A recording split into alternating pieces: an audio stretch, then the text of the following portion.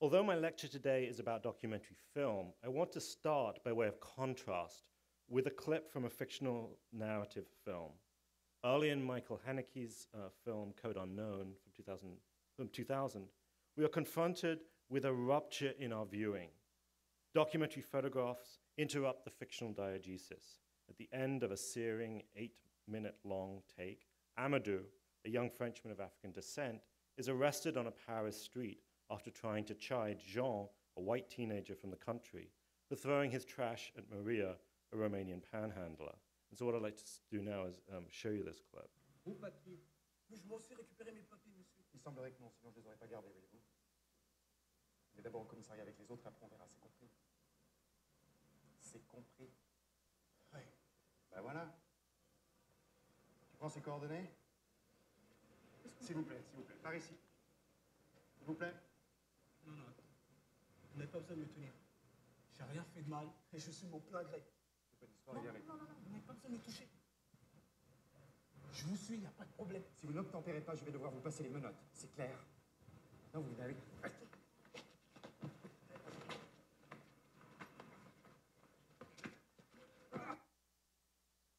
Dans la cave voûtée d'un moulin à huile, dont il ne reste plus grand-chose. Notre groupe comprend Mark Anderson, un correspondant de Newsweek, moi-même, et une douzaine d'hommes de l'UCK. Avant-hier, il semblait que nous devions pousser jusqu'à la vallée de Drenica pour retrouver un autre groupe plus restreint.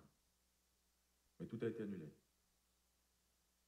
J'ai déjà essayé plusieurs fois de t'écrire. Mais j'ai abandonné. Je ne savais pas quoi dire. Dehors, tout est très calme. Les derniers tirs remontent à quelques heures. L'attente est pénible. Le 11 mai, Antoine aura 5 ans. D'ici là, j'espère être rentré à Paris. Ève lui a promis qu'il pourrait passer la journée avec moi. Je te dis merde pour ta première. Courage, ça va foirer. Je doute que ces vœux te parviennent à temps, mais je suis sûr que tu t'en sortiras très bien. Excuse mon comportement le dernier jour. Je suis désolé. Et tu vois Jean-Pierre?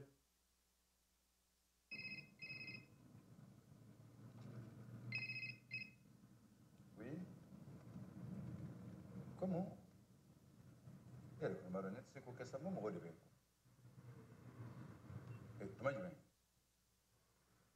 A ye mun kɛ? U nana minɛ tuguni de. U mɔgɔ joli tun don? The fragmentary information of the letter allows us to deduce that the photographer on the voiceover is Georges, Jean's older brother and the boyfriend of Anne, who has tried to help Jean in the previous scene. The photographs are clearly real documentary images that capture the wrenching trauma of civil war and genocide in the Balkans, corpse-strewn landscapes, distraught grieving relatives, and injured civilians caught in the line of fire. The photographic sequence jars for several reasons. First, the narrative flow of the moving image has been stilled by photographic images. Moreover, movement is doubly arrested since many of the photographs contain urgent actions, such as carrying wounded bodies or frantic gestures for assistance that have been frozen by the photojournalist's camera. Second, the obvious documentary status of the image rips us from the fictional diegesis of the film, despite the voiceover that is situated in that world, albeit through epistolary mediation. Presented in full frame, the photographs literally have no place in the diegesis. We infer from the voiceover that these are Georges' photographs, but the film does not situate them in relation to any character who could be looking at them. They address us directly as if they were a photographic slideshow. Even if we do not recognize the photographs as those of the renowned French photographer Luc Delahaye, taken in Bosnia-Herzegovina during the Balkan Wars of the early 1990s, our perception of their documentary status problematizes their incorporation into the fictional narrative. Through their indexical reference to the historical world and the frozen time of their stillness, documentary photographs have the capacity to rupture the normal spectatorial dynamics of narrative cinema. And we've seen this a lot in much of the post-war art cinema, global art cinema. Their appearance in a film pushes us to ask questions of the fictional narrative's representation of the historical world. Do such images enhance the historical reference and social realism of the fictional narrative film, or do they make us simply more aware through comparative means of its cinematic construction? The incorporation of the incorporation of photographs in a documentary film, on the other hand, does not engender the kind of rupture it does for fictional narrative cinema. As Bill Nichols notes, and this is one of his most famous quotes, documentary offers access to a shared historical construct. Instead of a world, we are offered access to the world, end quote. Whereas narrative cinema constructs a temporally and spatially coherent but distinct world in which the story takes place, documentary has far greater flexibility in relationship to time and space. Since the documentary viewer shares the same historical world that is presented on screen, however culturally, geographically, or historically distant that world is, a documentary film can marshal and organize a diverse array of evidence, including observational footage, talking head interviews, archival film, photographs, sound recordings, maps, written documents, and other historical artifacts. The function of documentary, as Nichols asserts, is primarily rhetorical rather than narrative. Thus, in crafting its argument, documentary can move effortlessly between text and image, between direct and indirect address, between color and monochrome, between fine-grained film and scratchy video, between still and moving images. Photographs are simply one more form of evidence that the documentary filmmaker may present to the viewer as an object of proof, illustration, or interrogation. But what happens when photographs become the principal subject of documentary film? What can the moving image medium of film contribute to our understanding of the still medium of photography? How can it permit us, in other words, to see photography otherwise? In my lecture today, I want to explore this particular question through the analysis of two documentary films about documentary photographers, Jennifer Beichwell's Manufactured Landscapes, released in 2006, about Canadian landscape photographer Edward Burtynsky, and Christian Fry's War Photographer, released in 2001, about American photojournalist James Nachtwey. Both documentaries seek to illuminate the documentary photographic practice of their subjects through an innovative use of specific cinematic techniques, namely camera movement, editing, sound design, and microcam cinematography. Derived from relatively long-term collaborations with both Burtynsky and Nachtwey, both films function on the surface as celebratory documentary portraits of their subjects and their work. Yet the film's specific cinematic techniques also open up for their viewers a space of critical engagement with their work and with the medium of photography itself. Before looking closely at these two films, I first want to discuss how the distinctions between film and photography have shaped the conventional treatment of photography by documentary film. Theorists of photography have repeatedly asserted a perceived power of the medium to stop time, to freeze an instant and to preserve it, as Peter Woolen puts it, like flies in amber. For the major theorists of the medium, Walter Benjamin, André Bazin, Roland Barthes, and Susan Sontag, this capacity relates photography unequivocally to death, or at the very least, the anticipation of death.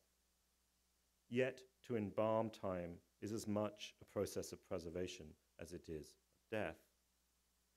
Although the photographic production of an indexical image lies at the heart of the cinematic apparatus, the single frame is a photogram rather than a photograph.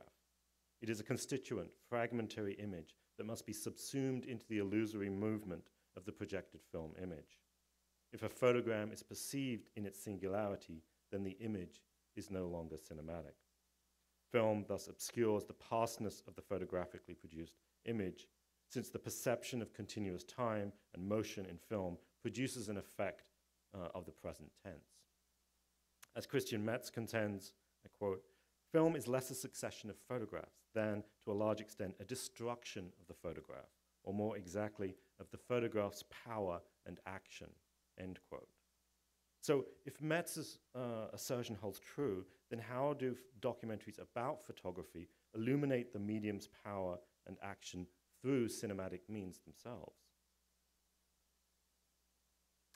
Ever since Willard Van Dyke's The Photographer, his 1948 film portrait of his mentor, Edward Weston, the the photography documentary has been largely structured around recording the photographer at work.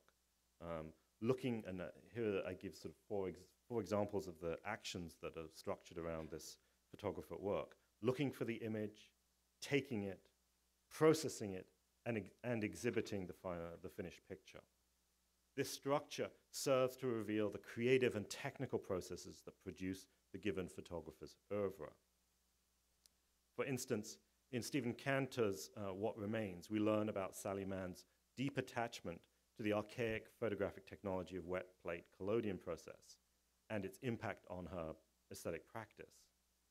The delicate preparation of the wet plates requires careful preparation for each shot, yet the short photochemical lifespan of the wet plate, once it has been prepared, prevents Mann from deliberating too long about when to release the shutter. Photography documentaries differ, however, from other visual arts documentaries in the temporal structures of such scenes. Unlike documentaries about painters and sculptures in which we can witness the gradual accumulative production of the artwork, the photography documentary presents a bifurcated process. The image must first be captured by the camera, then processed and finished, whether through the analog means in the darkroom or through digital means on a computer. While the latter half of the process is closer to the creative labor of a painter or sculpture, with all the manual manipulation of detail involved in dodging, burning, and digital editing. The former half revolves around the photographic capture of an instant or a series of instants that paradoxically remain invisible to the viewer of the film. We may hear the sound of the shutter opening to capture the photographic image, but we cannot visually perceive the instant recorded in the film footage. Photography documentaries address this representational challenge through two strategies. The first involves inserting the finished photograph at the end of a shooting scene, which reaffirms both the creative eye of the photographer and the genius of photography in its ability to snatch an instant from the flow of time. Now, the second strategy, which we can trace back to Van Dyke's film on Weston, involves the documentary's cinematography performing an aesthetic mimicry of the photographer's own visual style. And I've pulled up a few shots from a scene where we see Weston, a close-up of Weston looking, and then we have all of these are moving image shots of the natural landscape that is really aping his own visual style as a photographer. Shots of the photographer looking for a picture or peering through the camera lens are intercut with carefully framed images of the environment that bear strong visual resemblance to the photographer's own style. Although we cannot literally see through Weston's camera or his eyes, the cinematography permits us to see through an imitation of his visual sensibility. The movie camera's aesthetic mimicry thus offers the viewer a chance to identify with the aestheticizing gaze of Weston's artistic vision in this government-funded affirmation of American artistic freedom and achievement. This is part of the sort of Cold War project of documentary in the US. While many photography documentaries include observational footage of both aspects of the bifurcated process of photographic practice, the emphasis on most photography documentaries lies in observing the initial capture of the image. Why is this so, we might ask, given the inadequacies of cinematography to represent such instantaneous capture? The answer, I would argue, may be found in Ariella Azoulay's assertion in her book, The Civil Contract of Photography, that, and here I quote her, "Photography is much more than what is printed on photographic paper. The photograph bears the seal of the photographic event, and reconstructing this event requires more than just identifying what is shown in the photograph. One needs to stop looking at the photograph and instead start watching it. The verb to watch is usually used regarding phenomena or moving pictures. It entails dimensions of time and movement that need to be reinscribed in the interpretation of the still photographic image," end quote.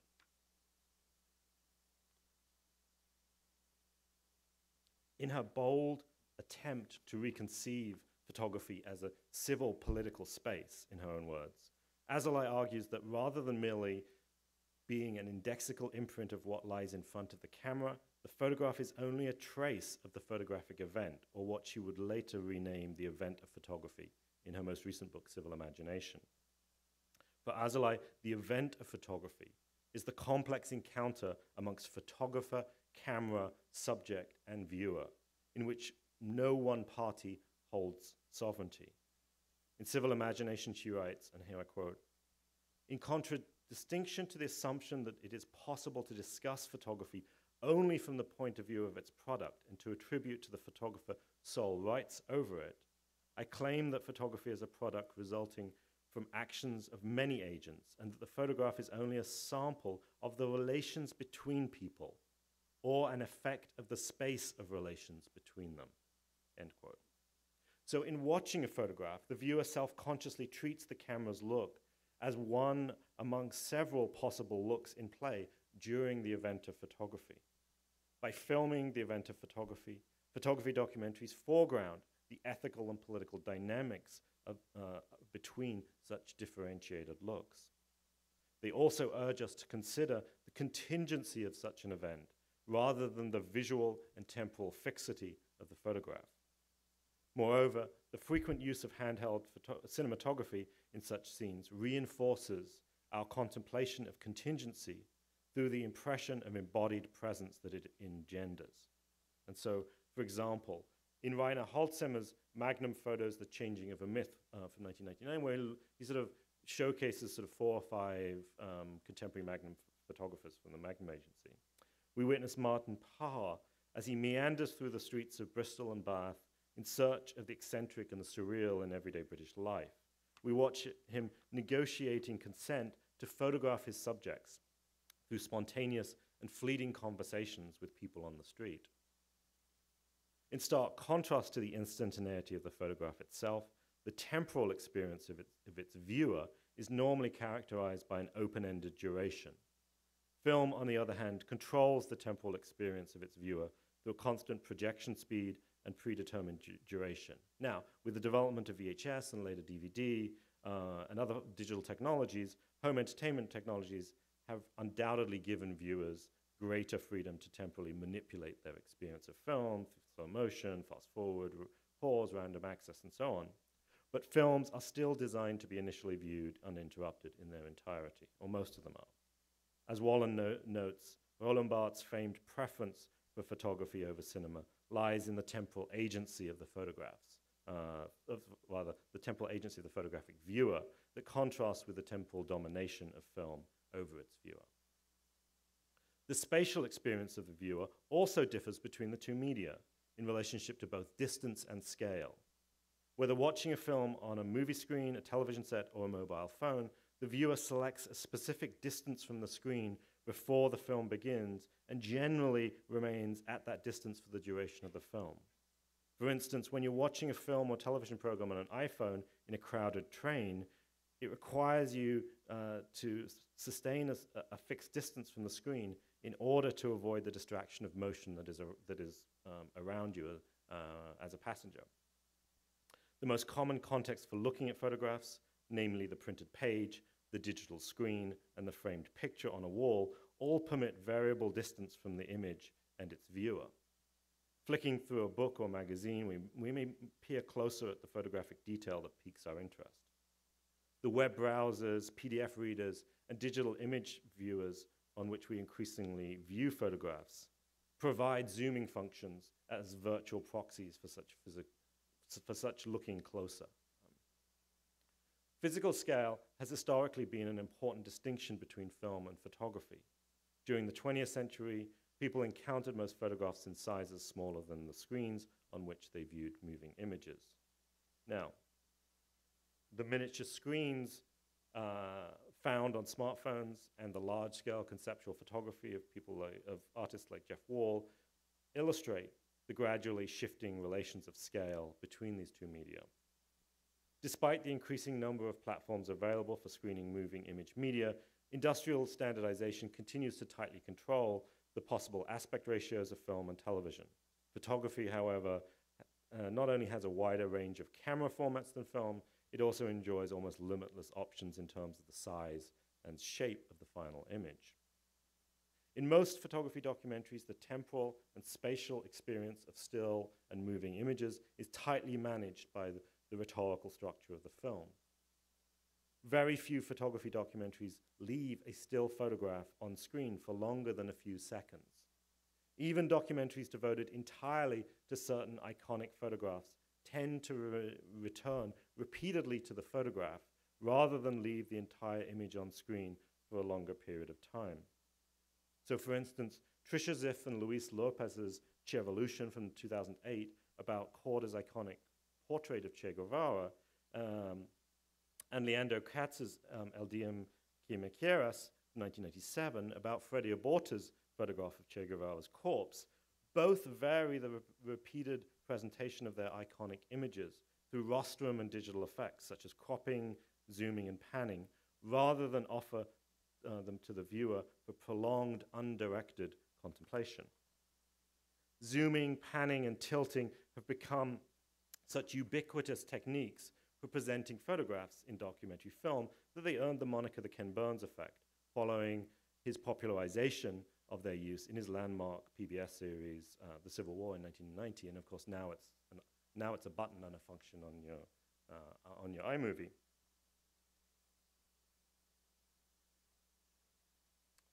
The effect was actually pioneered during the 1950s, the period in which historical documentaries were beginning to incorporate archival photographs as a staple ingredient of the genre. Whereas Alain Resnais exploited the shock effect of montage to heighten the impact of the archival photographs in his seminal Holocaust documentary Night and Fog in 1955, Canadian filmmakers Colin Lowe and Wolf Koenig introduced 19th century photographs of the Klondike Gold Rush in City of Gold from 1957 through graceful pans, tilts, and zooms which produce an animating effect on still images from an era before film. The camera movement along these three planes, zoom in or out, pan left or right, tilt up or down, augment a still photograph's impression of three-dimensional space. Since motion occurs in time as well as space, these movements also partially obscure the instantaneity of the photograph with a sensation of duration. The Ken Burns effect can thus potentially produce a paradoxical response in the viewer of the historical documentary, who may be caught between a kind of pseudo-cinematic identification with the subjects in the frame and a fetishistic desire for the archival photograph that is being tenderly caressed by the movements of the film camera. The reframing that occurs in the Ken Burns effect illuminates a key distinction between film and photography in terms of the off-screen space. As Pascal Bonitzer contrasts the substantial off-frame of film to the subtle off-frame space of photography. The plurality of movement in film, namely of actors, camera, and editing, generates the expectation amongst viewers that what is out of the frame or off-screen will eventually enter the frame. The off-screen looks of actors and the use of off-screen sound further support this dynamic relationship between on and off-screen space, which Christian Metz characterizes as a turnstile. Conversely, the photograph engenders what Metz calls a projective off-frame. And here I quote him, "The spectator has no empirical knowledge of the contents of the off-frame, but at the same time cannot help imagining some off-frame, hallucinating it, dreaming the shape of its emptiness." End quote.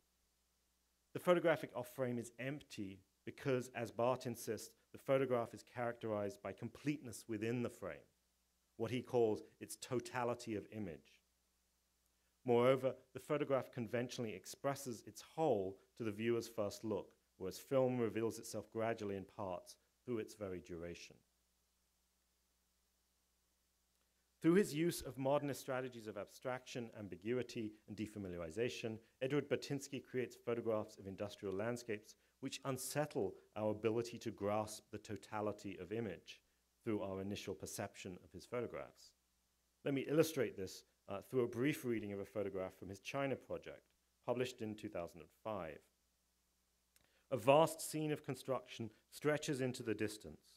Although symmetrical framing of the two walls in the center of the image emphasizes the depth of the space, Several other formal aspects of the photograph work to flatten it out and to abstract it. First, the overcast weather conditions produce a diffuse and even illumination of the site that minimizes depth-producing contrasts in light and shade. Second, the overexposed background burns out the landscape and the sky, anchoring the construction, rather, de-anchoring the construction site from its physical environment in the natural landscape. Third, the elevated position of the camera renders the foreground of the image already at a substantial distance and permits us to look down upon the lower three-quarters of the image, creating a visceral sensation of a sort of perceptual mastery and a perceptual unmooring.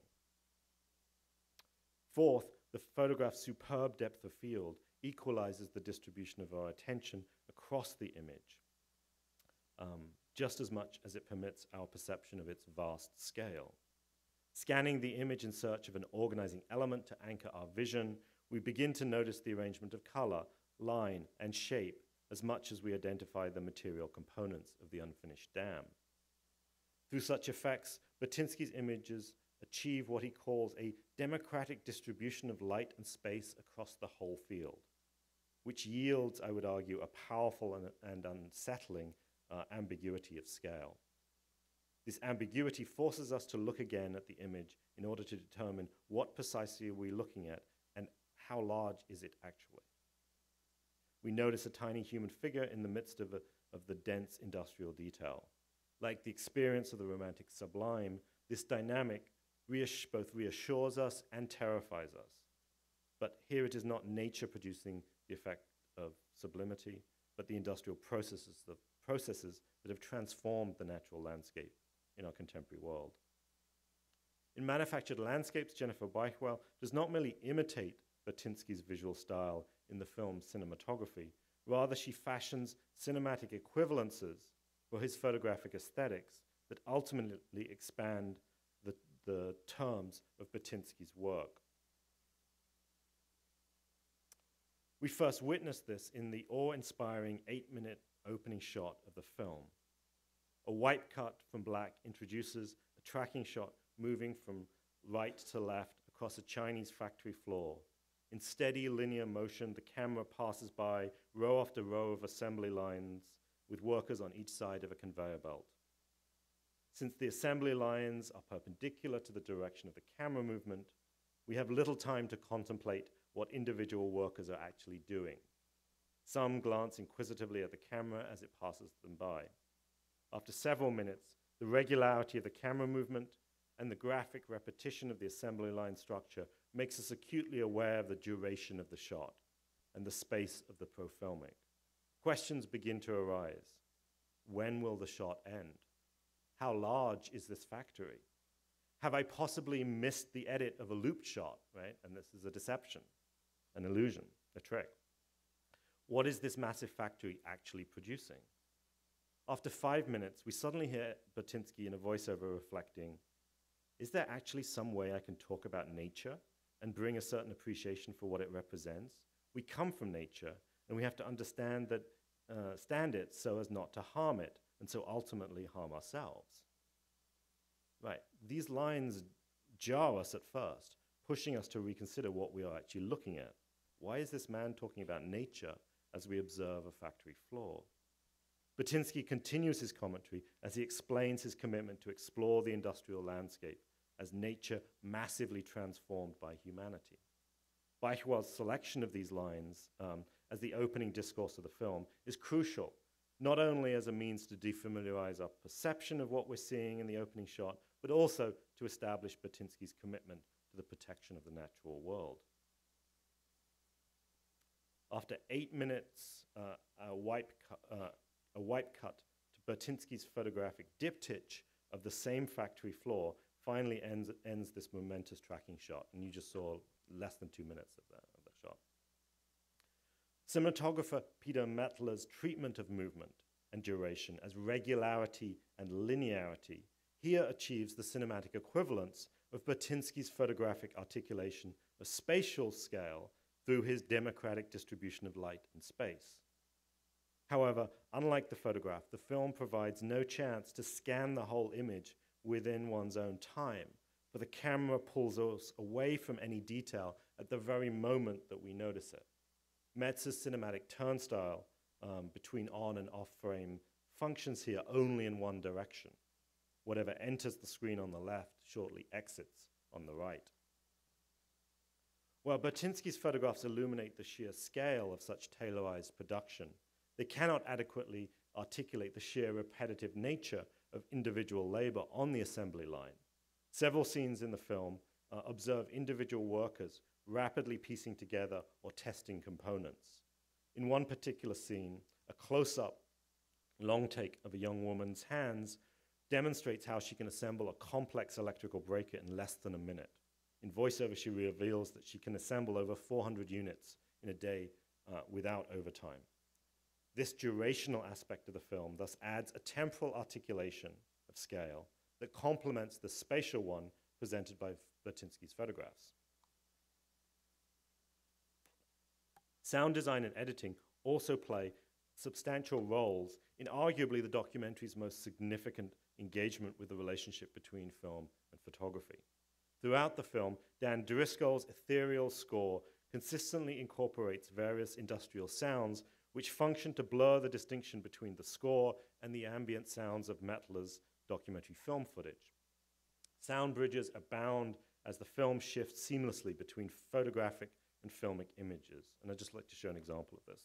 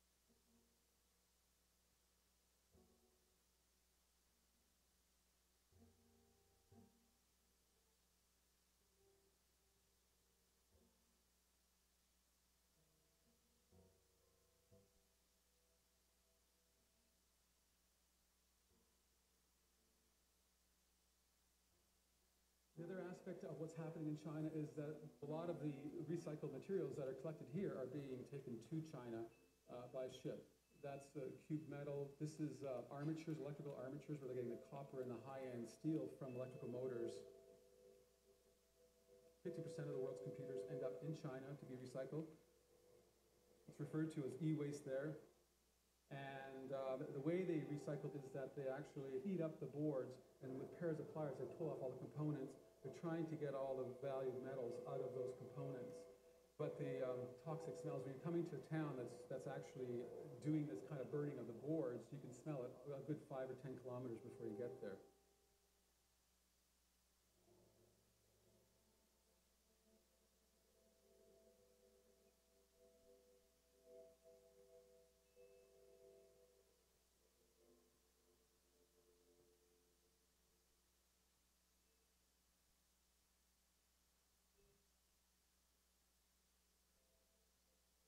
Because I couldn't resist on this one, where she's been through Mao, and she's been through the Great Leap Forward and the Cultural Revolution, and now she's sitting on her porch with this e-waste beside her. It's quite something.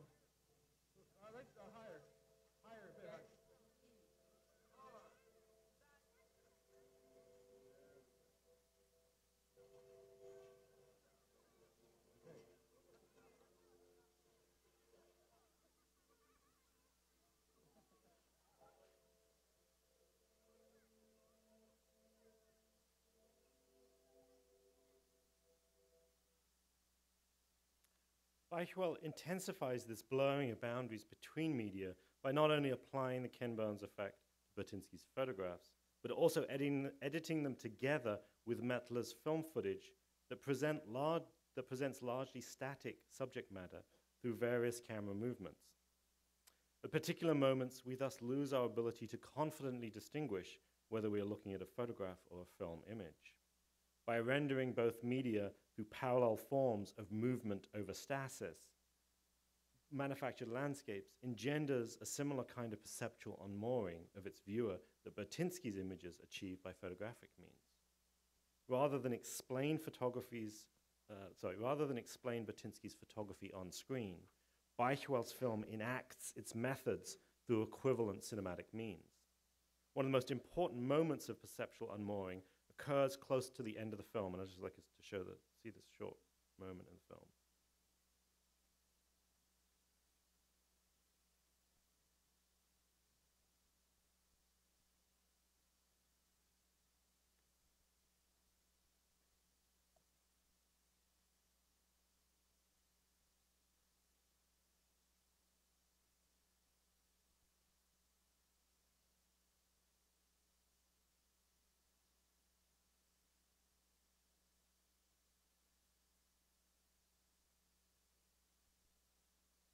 We are changing the nature of this planet. We are changing the air. We are changing the water. We are changing the land.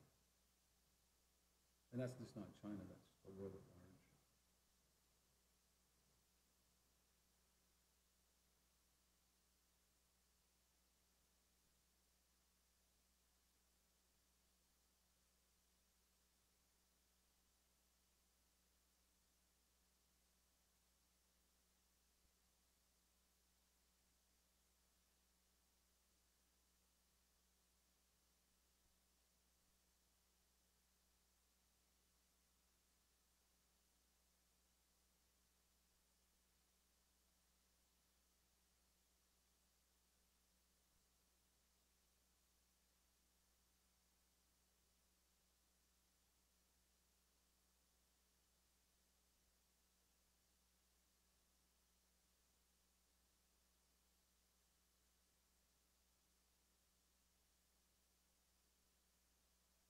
Metler's camera pans left across the skyline of Shanghai for some time, articulating the sublimity of the megacity through continuous camera movement. Like Burtynsky's photographs, the camera's position is elevated and the foreground of the shot is at a substantial distance from the camera, thus eliminating from the image the street level with its potential moving details. This film shot could easily be mistaken for a photograph, despite the presence of background city sounds, which is another marker or technique of the Ken Burns effect. Cut to another image of the Shanghai skyline as the camera now pans literally downwards towards the lower right. The sound bridge of background sounds obscures the transition from a film shot to a photograph. It is only when the head and shoulders of a gallery viewer appears on the right side of the frame that it becomes apparent that we are not only looking at a Burtynsky photograph, but one on display in a gallery space. This transition is more than a visual trick on Beichwell's part. Just as Burtynsky's use of the first-person plural in his voiceover implicates us in a critical discourse, so too does the visual inscription of a gallery viewer, whose anonymity through his or her obscured faces, the gender of the viewer is unclear, renders her as our on-screen proxy. It is in such strategies as this that Beichwell finds specifically cinematic means to elaborate, interrogate, and expand Burtynsky's photographic practice. Aesthetic mimicry takes on a different form in Christian Fry's documentary War Photographer. Let us take a look at a sequence from early in the film to see how it functions. The film here cuts back and forth between Nachtwey's assignment at Kosovo and the offices of Stern, the German news magazine based in Hamburg, where foreign editor Hans-Hermann Klar and his photo editors are assembling a photo spread of Nachtwey's work.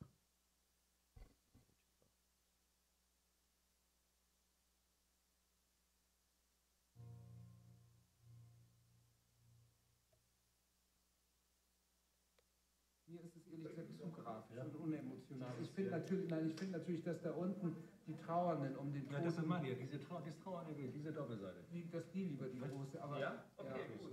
Du hast unglaublich viel Elend, siehst du jetzt schon, ne?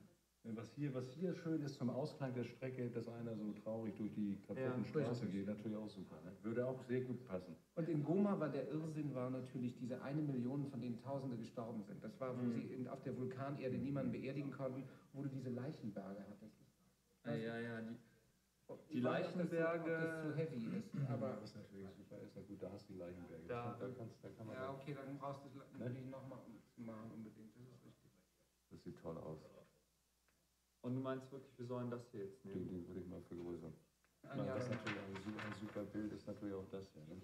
Ja, das können wir auch nehmen. Das ist, Die Lastwagen kippen Das- rein. ja, das können wir. Vielleicht das, muss man das doch da hinstellen. ja, okay, ist doch gut. Das nochmal vergrößern. Ja, okay. Gut.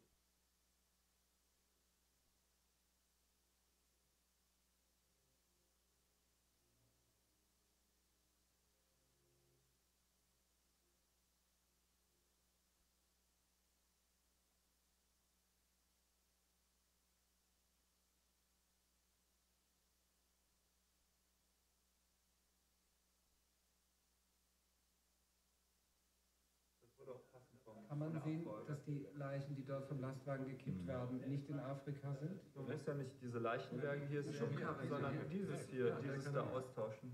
Weil hier hast du das Gefühl, du kriegst eine Afrika-Strecke geboten. Es fängt mit Afrika an und dann kriegst du gleich wieder Afrika, dann denkst du, das ist wieder Horror in Afrika. Seine Idee ist ja Horror weltweit. Das zoomt da wieder Da rein. kommt ein Dann kommt der Kopf, Kopf, dann hast du diesen armen Menschen da. Ja, das sieht super aus. Genau. Und dann gucken wir uns das nochmal an.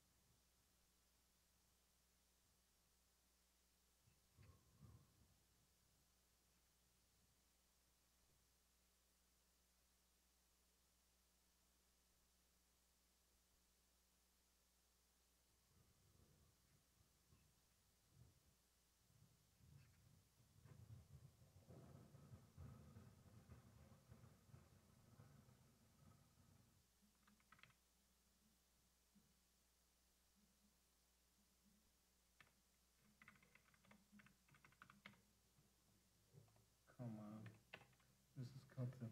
Mit dem Fall der Berliner Mauer veränderten sich auch die Kriege, nicht mehr Land gegen Land, sondern Volk gegen Volk.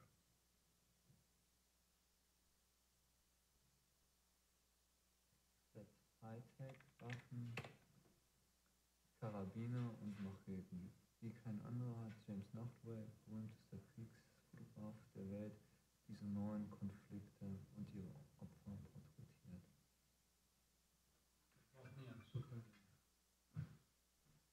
How many people now are missing from the village? And how many people were killed? 12. Well, could we please go down there?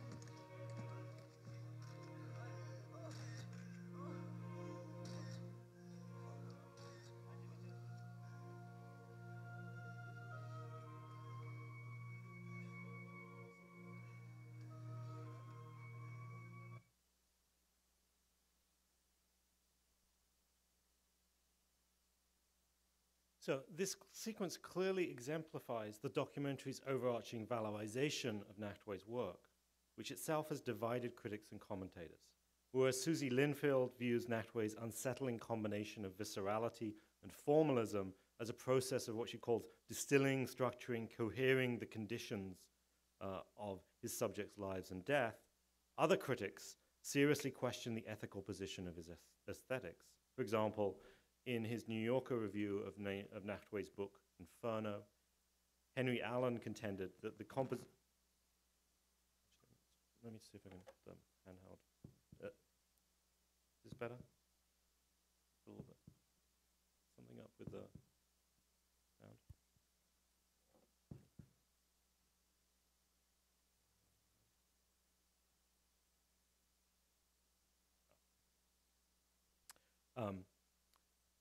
This sequence clearly exemplifies the documentary's overarching values. Yeah,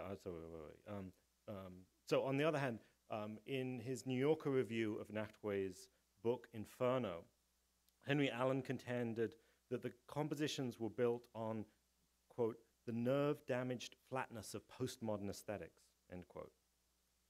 War photographer implicitly contrasts the integrity of Nachtwey's creative process with the cynical expediency of the photo editors who use his images.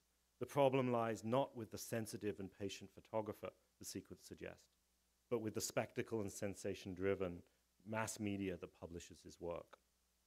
Yet if we look closely at the scenes shot in Kosovo, a more complex picture of Nachtwey's practice emerges. Fry here combines three types of footage. First are the Betacam shots of Nachtwey as he takes photographs of war-torn Kosovo and its grieving population. Second are the shots of that war-torn environment that self-consciously imitate Nachtwey's visual style and thematic preoccupations. So on the left are film images taken by Fry's cinematographer, and on the right are Nachtwey photographs that are seen later on in the film. Third are the microcam shots taken by the small digital camera that was attached to Nachtwey's 35mm photo camera. There is even one moment where the aesthetic mimicry of the Betacam shots are clearly aligned with Nachtwey's actual visual perspective. After Nachtwey has taken a shot through the shattered glass window, the very next shot gives the impression that we have literally stepped into Nachtwey's shoes. Now, of course, we haven't, because if you look closely, the window is different. It's actually a different window, but it's appearing as though we've stepped into his shoes. The microcam cinematography promises a different kind of aesthetic mimicry, one that is literally aligned with Nachtwey's embodied perspective. Both the marketing and reviews of the film stress the unique and illuminating effect of attaching a digital microcam to the side of Nachtwey's camera. Robert Kohler's Variety review dubbed it Fry's masterstroke. More than a mere device, it's a completely fresh way of capturing a photographer going about his work. Other critics have nonetheless pointed out how the technique exposes Nachtwey's photographic practice to ethical interrogation. Newsday critic John Anderson remarked, and I quote, "Being able to watch so closely as the photographer relentlessly shoots a group of grieving Kosovo women is certainly educational, but it can hardly be the lesson Fry or Nachtwey intended," end quote.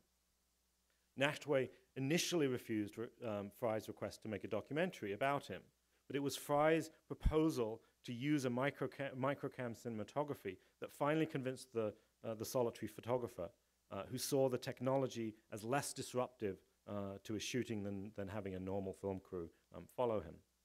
Fry reassured Nachtwey that his cinematographer Peter Indegand would remain at a certain distance as he shot Betacam footage of the photographer at work. Fry wanted the three pictorial elements of the film, the microcam, the Betacam, and Nachtwey's photographs, to retain their visual distinctiveness. He thus instructed Indegand to shoot as steadily as possible so as not to compete with the rough, immediate quality of the microcam images.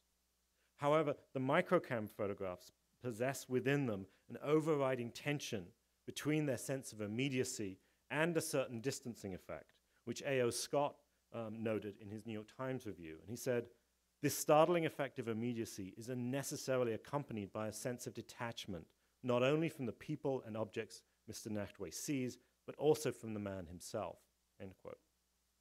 So the fixed presence of the camera body in the lower section of the image continually reminds the viewer of the representational mediation that is in play here. An ethical queasiness lies at the heart of this tension between immediacy and detachment. As War Photographer reminds us in its opening paragraph, Nachtwey follows Robert Capa's famous dictum that if your pictures aren't good enough, you're not close enough. We witness this commitment to proximity throughout the scenes of Nachtwey's shooting. The scenes of grieving Kosovar women are particularly striking in this regard. In a long shot of the grieving women, we barely notice two important figures: Nachtwey, who's kneeling in front of the women, and a woman in the group who holds a portrait photo of the person who's being grieved. While we may be struck by how physically close Nachtwey gets to his subjects, the woman's act of holding a photograph suggests that these Kosovans acknowledge the necessary publicity of their grief as an act of witness, as an act of public witness. A moment later, a few subtle gestures further confirm this self-awareness of the Kosovans' relationship to the international media and their role within, their possible role within the civil contract of photography. A young man moves to comfort the most distraught of the women, inadvertently blocking Nachtwey, who proceeds to use the interruption to check his light meter. Two family members gently try to move the young man to the side, gesturing to Nachtwey's camera. Yet these subtle acknowledgements of the tacit consent for the photographer's presence does not mitigate the visceral unease produced by these microcam shots. They embody both Nachtwey's extreme physical proximity to his subjects and the simultaneous physical separation from them that his camera creates. Although Fry and Nachtwey believed that the microcam cinematography would permit greater access to the photographer's perspective, the technology actually helps bring into view the complex relations of those involved in the event of photography. Moreover, the fracture of the film's visual field into different types of footage encourages the viewer's self-conscious consideration of all the looks that structure the event of photography, including our own. At times, Indegand's cinematography digresses from observing Nachtwey and turns to follow other people in the frame, as we see in this shot.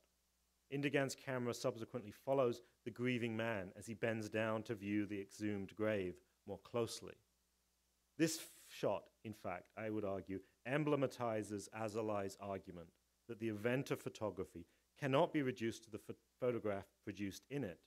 The event of photography constitutes a civil space of diverse and often competing looks that must be recognized and analyzed if we are to fully comprehend the ontology of photography rather than just the ontology of the photographic image. When Willard Van Dyke initiated the genre of the photography documentary in 1948 with his portrait of Edward Weston at work, the function of the film's aesthetic mimicry was really fairly straightforward. It permitted the viewer an identification with Weston's aestheticizing gaze at the natural world around him.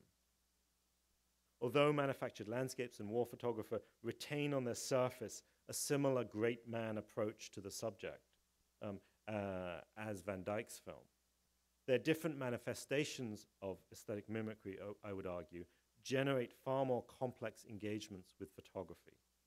Beichwell's film finds cinematic equivalents to Burtynsky's photographic ambiguity and sublimity that expand the scope and effects of his project. Whereas manufactured landscapes consistently blurs the boundary between film and photography, war photographer deliberately maintains a distinction between the Betacam, microcam, and photographic images on screen. In doing so, Fry opens up the opportunity, perhaps unwittingly, for his documentary film to interrogate the event of photography and the diverse looks which constitute it as a form of being with others. Like other varieties of arts documentaries, photography documentaries have often been dismissed by documentary studies as straightforward panegyrics to the great artist or the genius of the medium. They have been frequently overlooked in favor of documentaries that have been framed more explicitly in social and political terms. As I hope to have demonstrated today with manufactured landscapes and war photographer, documentary film offers us the capacity to fundamentally see the medium of photography otherwise. Thank you. So since this is being recorded, I've been asked to repeat the question so that we have it. So the question was about how my project and how my argument relates to three other examples, Chris Marker's La Jetée, Michael Snow's Wavelength, and Errol Morris's Thin Blue Line.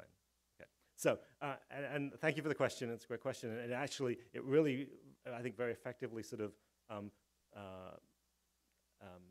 illustrates some of the work that I'm not looking at that is clearly related. In sort of shaping this project, I really wanted, there's an incredible body of work in avant-garde cinema that interrogates the photograph. Hollis Frampton's Nostalgia. There's a very large body of work in avant-garde film that really is sort of this interrogation of the photographic and is often framed in terms of a interrogation of the photographic in relationship to the cinematic. And it's very conceptual. My project is really interested in a much more clearly defined set of documentary films that engage with the question of framing the photographic. That's not to say that those ideas around the photographic that have been explored in those avant-garde films aren't influential to my own thinking as well as to documentary filmmakers who are familiar with these works. La Jetée is interesting. The question of it, I mean, it's an avant-garde film. It's also a narrative, a fictional narrative film, a sci-fi film, a rereading and reworking of Vertigo, and an essay film on the nature of time and memory. But it also has been profoundly influential on documentary filmmakers and is part of a very interesting moment in film history, in the interplay between experimental film and documentary, which was the emergence of the photo film. It's part of a body of work. Agnes Varda produced a documentary photo film about Cuba, Salut les Cubains. There's an interesting experimental Canadian and American as well as French filmmakers making these photo films. Santiago Alvarez's Now, is another example of that, and we see a little bit of that in a whole range of films. So Marker's film, I think, is part of that moment of experimental play with consistent use of still images, right? And what was the last one? Oh, Thin Blue Line. Yeah, Thin Blue Line, and I've actually just finished teaching it in my intro film class. I use it as my doc film. partly to sort of undermine students' associations of documentary with direct cinema, with cinema, what they think of as cinema verite, and the observational, and to get them to think about the careful ways in which the documentary film is constructed, and the ways in which it frames and constructs its evidence. And we talk a lot about the reenactments. One of the things that often doesn't get talked about is Morris's use of photographic images, particularly the press reproductions in newspapers. The images, images from newspapers, as well as newspaper headlines, are often used in documentary film as a kind of shorthand exposition. It's like, how do we get to the next section without using a voiceover? Let's put a newspaper headline, right, or a newspaper image with a caption, and that will allow us to move from A to B. What's interesting in Thin Blue Line, for those of you who know the film, is he includes images, close-up images of newspapers, both text and photographs, but he always goes really close and gets closer and closer. So the closer you get to the photograph, which is a dot matrix image, what happens when you get closer and closer to dot matrix image? It becomes increasingly more abstract, right? The headlines, he focuses on a single word in a headline or or even in the text itself, and what we can then see is we can see the fibers of the paper, right? So those are fantastic examples of other sort of films on the edge of, but they are connected. They're sort of on the edges of my project, but they're very clearly connected to the kinds of ways in which I'm thinking about the ways in which documentary frames photography. So thanks. Yeah, at the back. Yeah. So just to repeat the question, whether these photography documentaries, given that they acknowledge that the photographer is our proxy at the site that is being witnessed, whether there's an exploration or acknowledgement of the processes of framing and aestheticization, but also the claim to authenticity of being there without that aesthetic framing is not in some ways impacting the event or the people that it's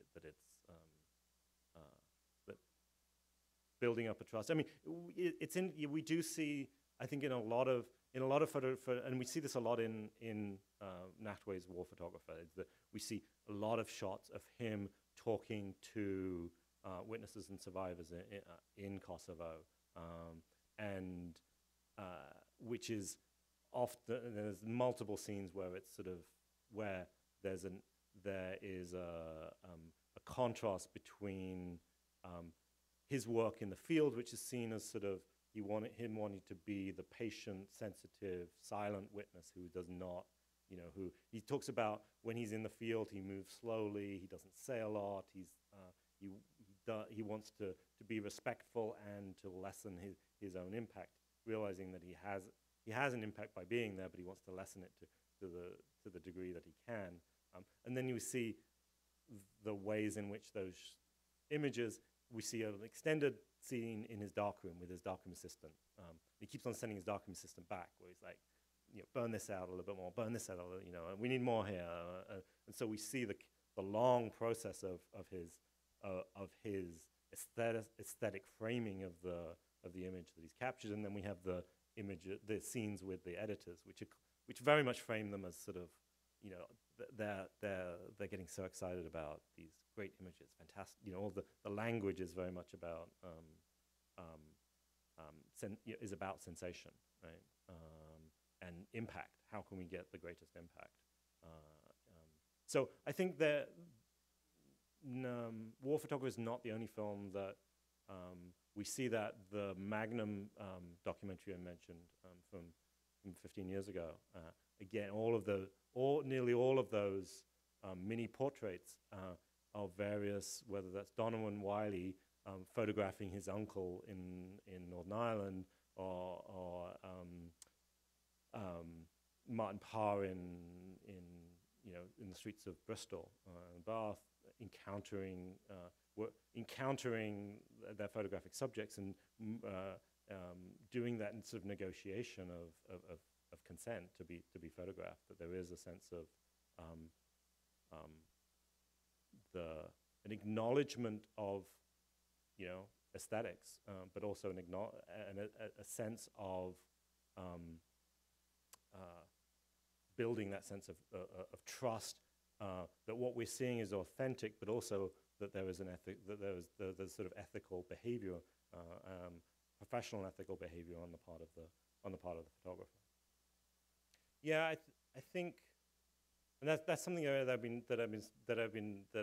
I'm actually sort of still working through and sort of struggling with. But I think on a certain level, and people and critics, sort of critical responses to Azoulay's work have sort of pointed this out, like her argument about the event of photography as a particular form of being with others, right, works very well in the context of social documentary human rights photography, in this context. But what about certainly one could argue, well, what about scientific photography? But even with the context of Burtynsky's industrial landscapes, and in the vast majority of his images, there's no human presence, right? So just on the level of the type of photography, in some ways her argument fits less well with photography that isn't about that isn't very clearly about the recorded trace of the camera and photographer being with others. And so I'm still sort of working through that. Also the ways in which, but I think both films are really, do have this sort of great man discourse, and are sort of this endorsements of the professional aesthetic and sort of human achievements of these two photographers. I think Fry's work really does. I'm not sure how witting that was in terms of whether he wanted that to be a sort of critical undercurrent, with the ways in which it really revealed, particularly the microcam shots, really do. Whenever I screen this in the classroom, students are immediately like get very sort of critical of Nachtwey, and then I point out, well, there's also the presence of another camera there, which is Fry's camera, right? A similar thing happens when they watch Dennis O'Rourke's Cannibal Tours. There's this great moment where he's shooting it's basically for those who haven't seen it, it's an ethnography of tourists in Papua New Guinea going on, the primitive cannibal tour. And there's one shot where O'Rourke's interviewing a villager who's on display, and this older woman who's an American tourist sort of inches into the background taking a photograph of him. And so O'Rourke says, oh, it's hard making a living here, right? They're always looking at you. And the whole point of that is that, like, yes, they're looking at you, but also O'Rourke is looking at you as well. So coming back to Burtynsky, it's interesting that Burtynsky's follow-up to, or rather, Burtynsky was so enjoyed working with Beichwell so much that they ended up collaborating on the second film they made was actually a collaboration between them. They shared co-directorial credits. It's called Watermark, and it's part of his project on water. And there, the presence of him as a photographer in the film sort of is barely present. There's just two scenes with him taking photographs. And there, what we see is sort of this assumption and his adoption of Beichwell's transformation of his own aesthetics, and so he's sort of embraced that as part of his wider practice. But I do think that there's ways in which that needs to get worked out more closely. I think there is a way in which manufactured landscapes is engaging with the questions that Azoulay raises, but perhaps in slightly differentiated ways. And the question is whether I've considered looking at less aesthetically sophisticated films about photography, so for example, instructional films, educational films about how to take great photographs, or professional instruction. I haven't looked at that body of work, and I certainly think it would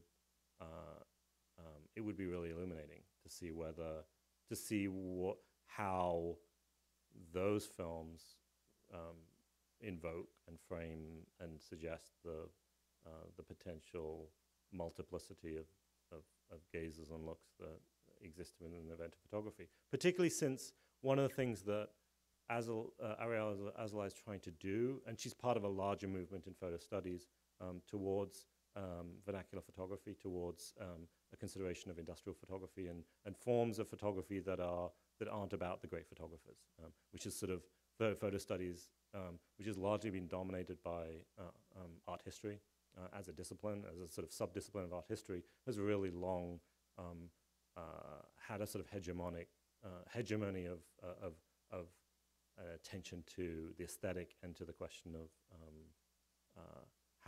how the great photographers, have framed the world. And now we're seeing a shift to within photo studies, a lot of it influenced by visual ethnography and media ethnography that's really interested in photography as vernacular photography and sort of and the social practice of photography.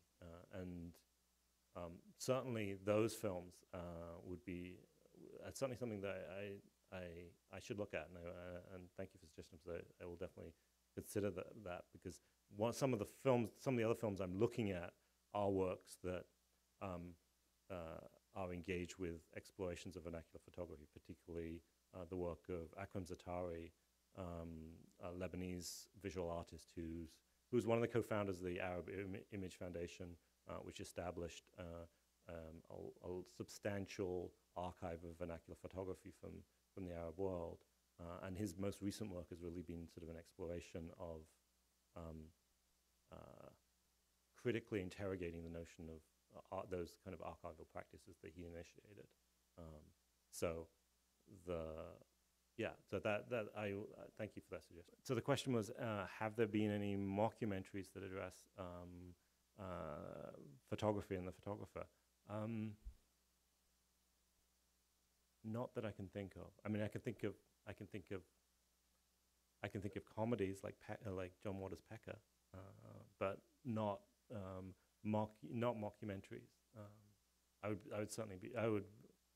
If anyone knows of any, I'd be most interested. Yeah, thank you. That's a great question. So the question was about. I'm looking in my close analysis. I'm looking at the Ken Burns effect in documentaries about photography. But what about documentaries?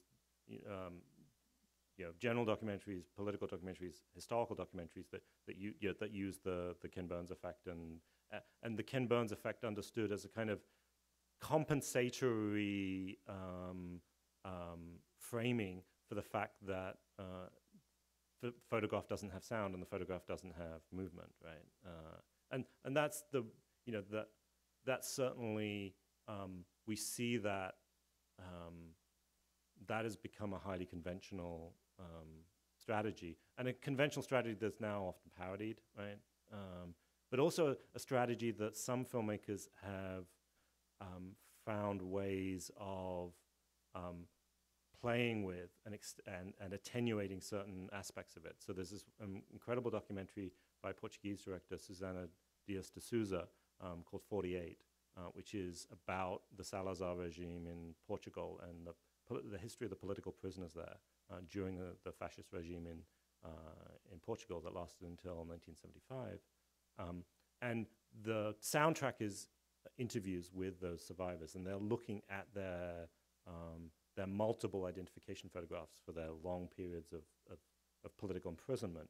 And she does these incredible things. They're all black and white photographs, and they were all shot both in frontal and portrait. And she does these incredibly slow, barely perceptible movements across the image that really sort of end up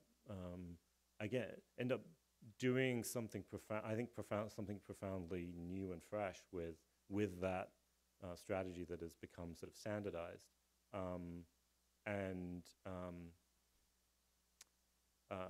So I think that what we now can do with digital After Effects and digital post-production, that itself, the kid stays in the picture effect, right? Which is itself has now increasingly become, or is soon to become itself a cliche, where it's now, you can find that on, just as you can find, instructional documentaries about the Ken Burns effect online, you can now find those online as well, and people are doing it in the, it's a way of jazzing up your photo collections and doing your photo slideshows. So that has now become sort of part of the vernacular. So I am very interested in this question of the history of film animating the photographic image, and that's what my first chapter is going to be looking at. Is that looking at that sort of diverse history across film and across various modes of filmmaking: experimental film, conventional documentary film, and increasingly now digital special effects. There's a wonderful series that the photographer William Klein initiated for Arte, the French-German arts channel, called Contacts. And that's where they got major photographers to basically talk about their contact sheets. And there's we see that's a way in which the camera moves across the contact sheets in various different ways. And there you certainly don't get any of that sense of immersion, right? Because what you're seeing is the edge of the frame. You're seeing the numbers on the film strip. You're seeing the materiality of the image. So there is an interesting. I think a really interesting history that's going to be part of the project, is looking at going back to the emergence of the Ken Burns effect in the 50s, which I think is really, because when I first discovered that it was in the 50s, and Ken Burns acknowledges that. He doesn't pretend that he invented that technique, but it's interesting because it's at this moment where, if you look at what René's doing with Night and Fog, he's doing it through editing in sort of ways that then get taken up by people like Marco and Alvarez and Vada in the work that they're doing by creating these photo films. Sorry, that was a long-winded answer to a great question. Yeah, one more. Okay, so the question is, how does the question of the fear, anxiety of resting on stasis, on lack of movement, relate? Whether that's television's anxiety around nothing happening on screen versus an aesthetic appreciation of stillness that we find in filmmakers like Kubrick. And it is a good question, and it's another one of those questions about a set of practices that I think are related, but to what I'm looking at, but are part of a larger body of strategies around what I would call cinematic stillness, right? Or in some cases, what's now increasingly be called slow cinema, right? So the kind of narrative work of people like Terrence Malick, but also internationally Pedro Costa, the Balatar, the sort of this international art cinema movement that is very much invested in stillness within the cinematic profilmic, right? Where it's stillness inscribed in the frame rather than the representation of a still image.